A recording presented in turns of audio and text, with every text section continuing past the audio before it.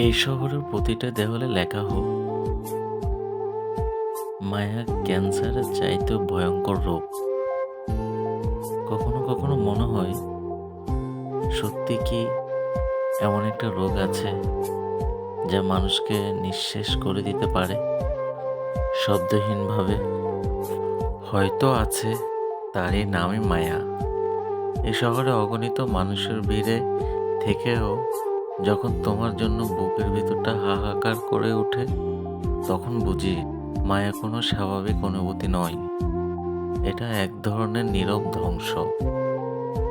আমি বেঁচে আছি, শ্বাস নিচ্ছি, মানুষ দেখছি, কিন্তু আমার ভিতরে যেন প্রতিটা মিনিটে কেউ একজন কেটে কেটে নিয়ে যাচ্ছে আমার সবটুকু শক্তি, সবটুকু হাসি, সবটুকু জীবনের রং। মায়া যখন কারো প্রতি জমে যায়, তখন সেটা শুধু ভালোবাসা থাকে না, একটা অভ্যাসে পরিণত হয়। এমন এক অভ্যাস যা ছাড়া চলা যায় না, অথচ সেই মানুষটা না থাকলে আবার বেঁচে থাকাও যায় না। কতটা নিষ্ঠুর, তাই না?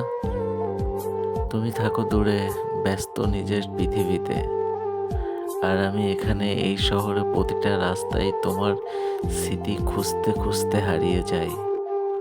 কোথাও তোমার ছায়া দেখি, কোথাও তোমার হাঁটার শব্দ, অথচ তুমি জানোই না, তোমাকে ভুলতে ভুলতে আমি কতটা ভেঙে পড়েছি, হারিয়েছি নিজের অস্তিত্ব।